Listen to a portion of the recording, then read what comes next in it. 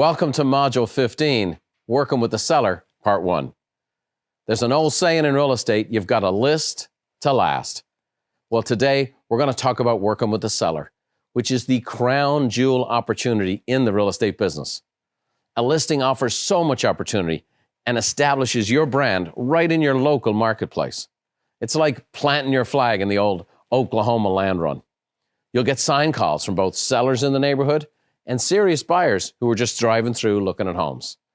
When you're a new agent, it can be a little intimidating to talk about working with a seller, but we're going to train you up right. So let's dive right in and talk about what a seller actually is. First, a seller is someone who is sufficiently motivated to go through the challenges of marketing and selling their home in order to make a move. A person who is sufficiently motivated to go through the challenges of marketing and selling their home in order to make a move. Here's some phrases you don't want to hear when you're an agent working with a prospective seller. If I got my price, I'd consider selling.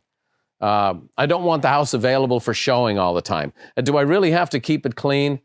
These are phrases that should make you a little bit concerned that maybe this person is, if someone writes me a blind offer for a crazy amount, I'll take it. They might not be a serious seller. So you really have to ask good qualifying questions to find out if someone is really motivated to make a move. So I have 3 major points for you today. What a shock. We're going to cover the benefits and challenges of working with sellers. There's upsides and downsides like everything in life. I'm going to share with you how sellers think so you know how to approach them.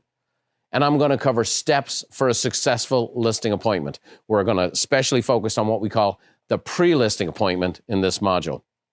So let's talk about it. 19% of agents control 76% of the listings. Ever heard anything like that before? That's right. It's the Pareto principle. Small percentage of the agents owning a large percentage of the inventory. These are the folks that are really making a go of it in this business. So here are some of the benefits and challenges of working with a seller. On the benefit side, it's the most optimal way to leverage yourself in this business. No question about it. On the challenging side, there's an expectation that you're going to lay out some money to go market the home.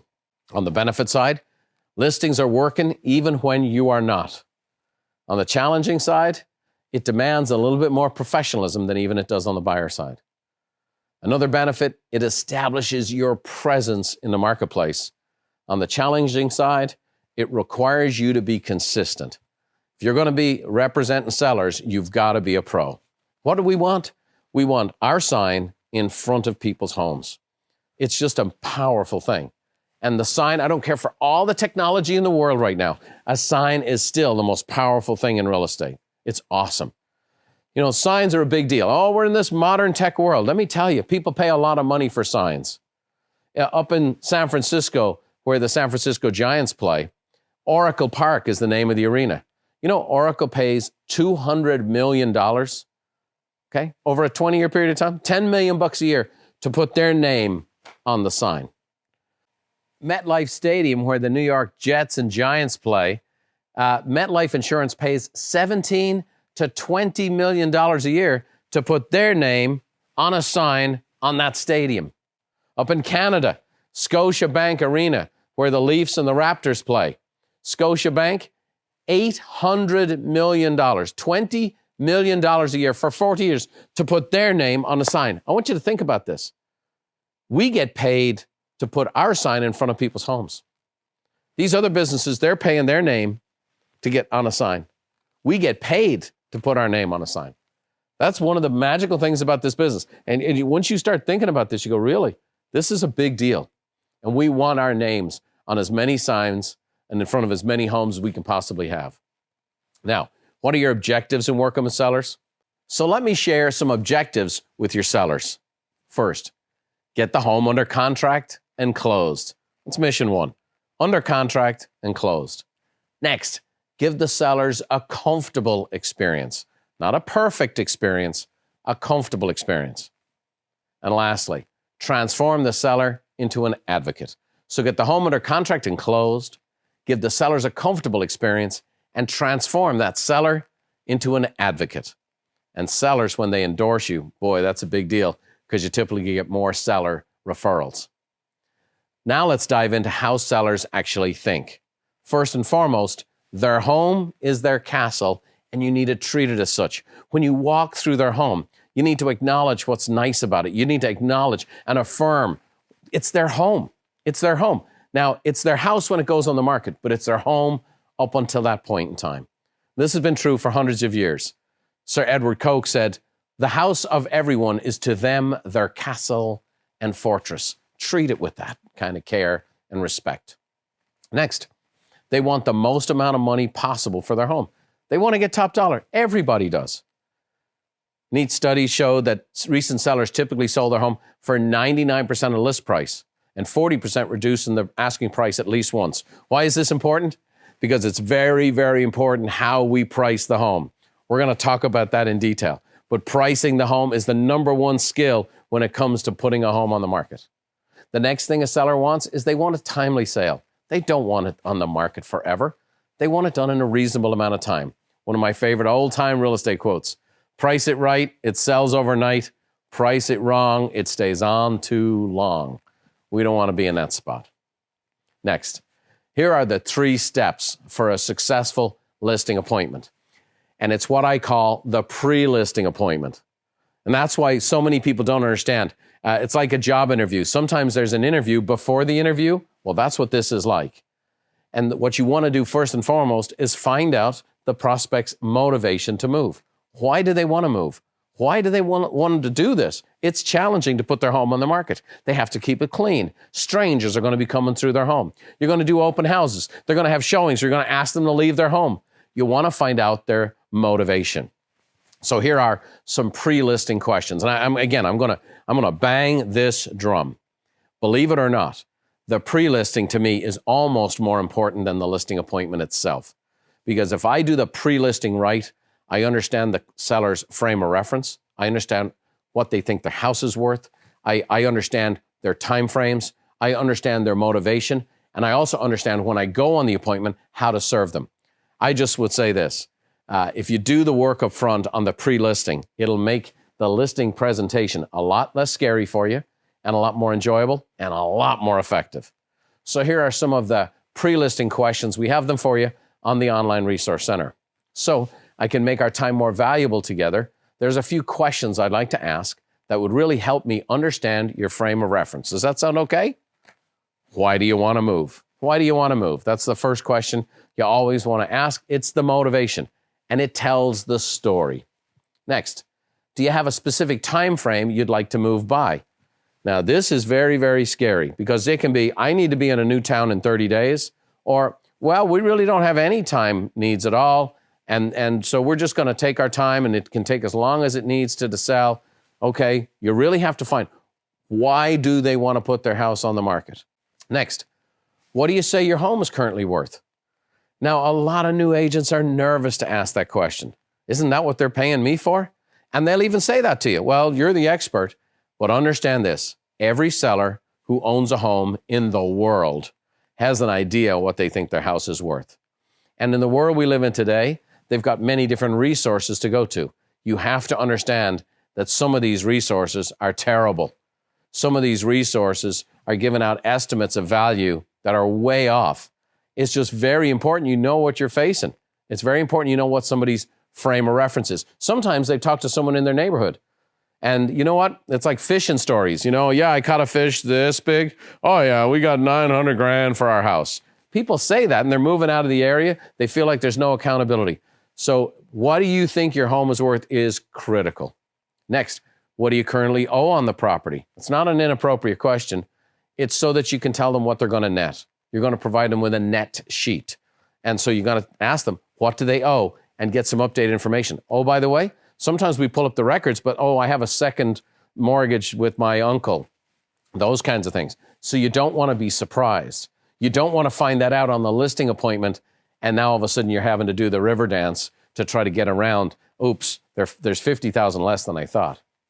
And then you want to ask them the special features of the home. Let them talk up their house. Let them brag on their house. And be interested, be enthusiastic. Their home is their castle. Ask them these questions. Get connected. Like I said, the pre-listing appointment to me, I didn't make it like it was a big deal. Again, it's like if you're interviewing people It's the pre-interview. Oh yeah, before we get going, tell me a few things about yourself and so on and so forth. The same here. I want to have kind of a relaxed energy, but I want to be very focused. I want to get these questions asked because then I know the frame of reference.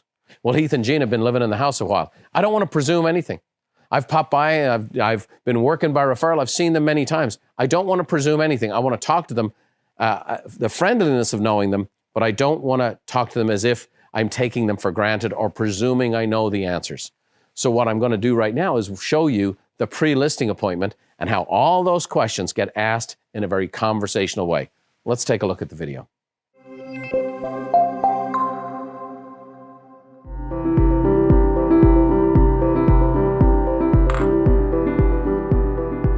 Hello, this is Gina. Hi, Gina. Brian Buffini calling. How are you doing? Good, how are you? I'm great. Heath reached out to me and said you guys might be looking to make a move, even moving out of state is what he said. Yeah, he's actually here with me now. Do you mind if I put you on speaker? No, that'd be great. Hey, Brian. Hey, Heath. How we doing? Doing well. How are you? Good, good. You left me kind of a cryptic message the other day that said you were moving out of state. You want to fill in the blanks, so where you going? Yeah, got a great job offer in Boston and can't really turn it down, so. Made you an offer you can't refuse, huh? Exactly. All right, well, that's great. Listen, Boston is a fantastic town, and hopefully this is a great job opportunity for you. Let me ask you a few questions just to kind of give me a frame of reference before I come over. What's your timeline? When do you guys need to be in Boston? So I start in 2 weeks, but I can work remotely or travel if needed. So we're not in a huge rush, but it's not something we want to drag on forever either. Okay, well, you're gone. All right, that's great. That's helpful for me to know. Price range. It's always helpful for me to know at least what you guys are thinking. I'm sure you've looked online or talked to neighbors. What's your frame of reference? What do you think your house is worth? Yeah, I've been looking online. It looks like comparables are about $750 to $800. We've put a lot of upgrades in though, so we're kind of hoping for more like $800. You're the expert. I mean, what do you think? Well, for sure. Here's what I'm going to do. I'm actually going to do a full market analysis of your home. We're going to find out homes that are currently in your neighborhood for sale. We're going to find the ones that are pending, which means they got a contract. The ones that sold, those are really the most important properties. And then we'll also take a look at the expireds, which is who put their house on the market and it didn't sell. So I'll do all that. I'll frame that all out so we can get a good idea of value. And just to help me understand a few more things, have you guys done any upgrades recently? Is there anything you've done to improve the home? Yeah, so we upgraded the backyard quite a bit. We did a fire pit, we did a beautiful fountain, and Heath expanded the barbecue area quite a bit. I thought that might happen. So what about the interior? Gina, I know you have a great eye for style. Have you kept the interior in good shape? Yes, my interior decorator has had a lot of fun getting it nice and showing ready. Okay, so you feel like it's modern, looks well, shows well. Yeah, I think so. Mm-hmm. Okay, super. One more question, just so I can help understand exactly your equity position. How much do you owe on the house? Yeah, we currently owe about $400 on it. Okay, that's great. Well, what I'll do is I'll do the market analysis to find out what the home is worth. I'll build out what's called a net sheet where we take into account all the expenses and then take out your mortgage. And this will allow you to know how much equity you have in the home and how much of a home you can buy in Boston. Let me ask you that. Have you guys looked at any homes yet in Boston? I mean, we've looked a little bit online, and there's a few we like, but I guess we're really not going to know until we get inside of one. Are you guys working with an agent out in Boston yet? No, not yet. Okay. Well, you may not know this, but I'm actually part of a network of top producing agents. And I can actually reach out and find you someone in Boston that I have a lot of comfort with who will take good care of you the way I take care of you guys here. Oh, I mean, that'd be fantastic. I didn't realize that was possible. Yeah. You bet. Well, that'll be something we'll talk about when we get together. Let me ask you this. It's going to take me about 24 hours to kind of put an appraisal back together. Would you guys like to meet later this week? I know we need to get on our time frames here. Let me see. How would Thursday work? Could you guys do something Thursday, 3:30, 4:30, somewhere in there? Yeah, Thursday, 3:30 would be great. 3:30 it is. Looks like you are working from home, Heath. Right. Well, look, guys, I'm really looking forward to coming and seeing you and taking a tour of the home. and kind of show you what I think we can do to get your home on the market and get you guys moved on to Boston. All right, see you then. Thanks, Yeah. Brian. Yeah, thank you. See you Thursday. All right, guys, look forward to it. Take care. Notice how I got all my questions answered. I know their frame of reference. I know where they're going. I know why they're going. I know what they think their house is worth. I know what they've done to their home. And now basically it's after laying out for me, once I verify with the market analysis, exactly what the listing presentation should be. Did you notice I also asked where they were going? Many people don't realize that sellers are buyers. And sometimes you need to know what they want to buy or where they want to go, because that's the sticking point on whether they're going to put their house on the market as well. So sometimes I'll go down that rabbit trail, if you will, of the conversation. Let's say they were staying in town and they wanted to go to another part of town, but they're not sure what's available yet, and so on and so forth. I'm really going to dig in and start taking a look at what is available and actually showing up with some homes for sale. Also, they're moving out of state. Well, you want to network. In this business, you get paid a referral fee for sending a client to another agent. Fantastic. So that was a very, very successful pre-listing appointment. That sets up ultimately the listing presentation. So what are the steps for a successful listing appointment? Well, you got to determine those timelines once you know what the motivation is. What are the timelines? Then you perform a detailed CMA. Detailed one. So what are we going to do by that? We're going to search for active listings in the same neighborhood, in the same style, reasonably close to the same square footage or acreage. Very important. Active. That's where we start. And it's really important that you practice this and you get in the mode of doing a lot of these CMAs. You really need to have confidence. You should do it on the house you live in. You should do it on your friends, family members. You should be doing market analysis all the time and practicing all the time. If someone in your office has a transaction, you should ask, can you go meet with the appraiser? And ask the appraiser, what are they looking at? How do they go about assessing value? It's a very important skill. You really want to practice how to put a price on a property. And so we want to look and see, okay, where is it at? Where are the prices? What are the square footage? What are the difference in bedrooms and bathrooms and condition? So active. These are the properties that the property you're going to put on the market is going to compete with. So you want to know if you're going to win the race. So you start with the actives. Next, you want to search for the sold listings in the same neighborhood. Same style, condition, reasonably close, square footage, acreage. These are the gold standard. Sold listings establish price more than anything else. So active is who we're competing with. Sold, well, that's who we're appraising with. And that's very, very important. And then you want to search for the expired listings in the same neighborhood. Again, reasonably close to the style and condition, the same square footage and acreage, as close as you can get it. But we want to look for those properties that have expired. And when you're new and you're first starting out with doing this, you need to drive the neighborhoods and go check them out. Don't just look online. Don't just look on the MLS. You need to get in your car and drive. You need to see these homes that were on the market that didn't sell. Oh, by the way, some of those homes that didn't sell, if you sell a house in that neighborhood, you go and mail to those people right away and say, I know you couldn't sell your house, I sold theirs. Very powerful. Pending is the next category. Now, these are the properties that are under contract. Unfortunately, when they're under contract, it doesn't say what they sold for. So these are tricky. It's important to know that these were basically, the hook was baited for a fish that caused the fish to bite, but you don't know what they bit on. And so very, very important. You cannot do enough market analysis practice. You just can't. You need to be doing this all the time, getting good at it so that you can look in the eye of somebody and say, this is what I think your home is worth. When you're first starting out, have another agent, maybe a manager or a broker, take a look at your market analysis and give their opinion, give their feedback.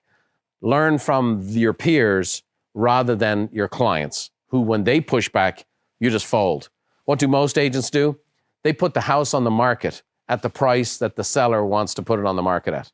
And I'm going to say this, that's usually a recipe for disaster. It's usually a recipe for disappointment, because when that house sits and that house doesn't sell, now they're disappointed at you. Now that sign that was that great asset in the neighborhood is saying, I couldn't sell the house. I couldn't move the house. And it sits there like a neon sign saying, here's what I'm not able to do. It's the worst. Pricing the house is everything. So a great example of someone who got real good at doing CMAs is Ben Rogers. Now, Ben Rogers came to us as a new agent. He was just out of college, still living with mom and dad. And he got after it and started working the program. Well, he took the predecessor to the 100 Days to Greatness program. It was called Peak Producers. And he just worked it to a T. And he followed through and he followed through. And he's built himself this beautiful business. And I love sharing these videos with you of people who've been with us a long time, because I really want you to think about career. And Ben's been with us for a long, long time now, well over 10 years. But now it's a case of he's a real pro. Today, he's not a struggling new agent. He has a team. He's doing over 100 deals a year. But where did he start? Right where you are now. So I want to share with you this good life story, and maybe you can see a little bit of yourself in Ben. Let's take a look.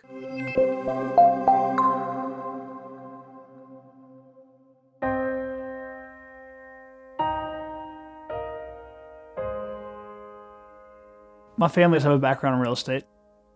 My grandfather, he was a realtor, builder, developer. And then my father, also a realtor, builder, developer.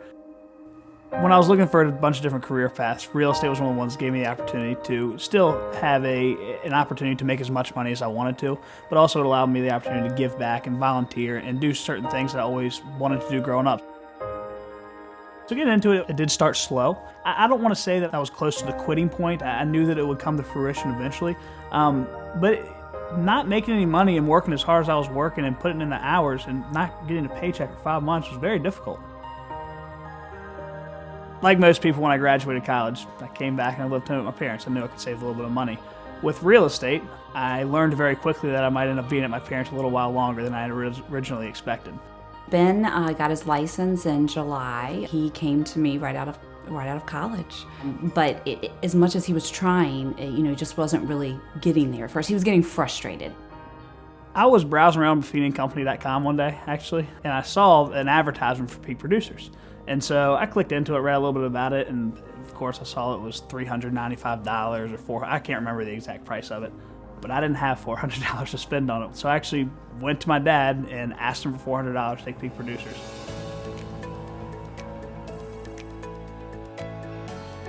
When I started with Peak Producers, I remember I'd close the door to my office. I put a little sign on the door that says power hour in session. I'd lock my door, I'd put my headphones on, and be very focused on it and try to understand exactly what had made other realtors successful. Day by day, week by week, it ended up getting easier and easier and really helped me understand that building relationships first can eventually transpire into more sales. After the 12 weeks of Peak Producers, I can't really tell you, I don't really remember exactly how many calls I made, how many notes I wrote, how many pop-ups. I know I did the daily activities that were requested through the class, but I do know after 12 weeks, I have moved out of my parents' house. I bought myself a new car, and then I was able to pay my father back. Ben was determined to make this happen. That's just Ben's personality. He's driven, and it's goal setting. We write them down, we share them, and then they happen. In my first year of real estate, I closed one deal. When I started with Referral Maker Pro, closed 25 deals, had 3 pending going into the next year. And that's when I decided this is really working for me. I got to get into one-to-one coaching. You know, when Ben first got to us, we dialed in all the good things Ben was already doing and got him on the right track. He was exactly where he was supposed to be when I got him, and that's what helped. He'd come back to coaching calls and be like, now what? Here's what I did. It's all above what we said we were going to do. Now what?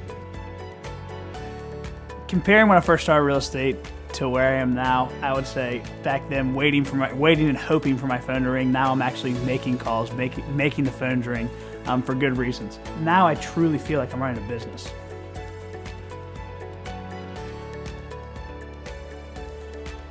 I'm Ben Rogers, and I'm living the good life.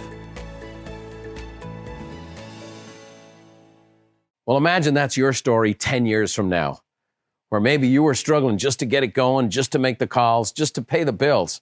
But now here you are and building your business. And like I mentioned, Ben today, 111 transactions last year. And he's a businessman with a team. He's all that in a bag of chips. But he started out right where you are. So what did we cover today? We covered the benefits and challenges of working with sellers, the crown jewel opportunity in real estate. We talked about how sellers think. And then we talked about the steps for a successful listing appointment, that ultimately we need to do that pre-listing appointment, do the homework, do the CMA, and we're looking to put our sign in someone's yards we're getting the naming rights for that property. Very powerful. Now, like all these modules, you got to take action. Ben took action. That's why he's a huge success story today. So here are your training, action steps, and your real estate ready tasks. First, email your second e-report to your database. Next, call 3 people in your database per day. Next, write 3 personal notes per day. Do 7 pop-bys this week. Add 5 people to your database this week and meet one of your favorite people for breakfast or lunch. No matter what you get done, make sure you track all activity in the Referral Maker CRM. For real estate ready tasks, print and review and fill out a listing agreement. Print it out and really familiarize yourself. You might want to check in with your broker and ask them for any particulars that your office has regarding listings. Another thing to ask your broker about is you need to order yard signs and riders. You need to order some yard signs. Prepare to get some listings. And also very helpful to order some lock boxes. Okay? I'm going to say order 3. Central Lock is a great company. They serve an awful lot of the country. Well, hopefully you learned a lot today, because what you learned in this module sets up Module 16, Working with the Seller Part 2, where I'm going to take you on a listing appointment with me. We'll see you then.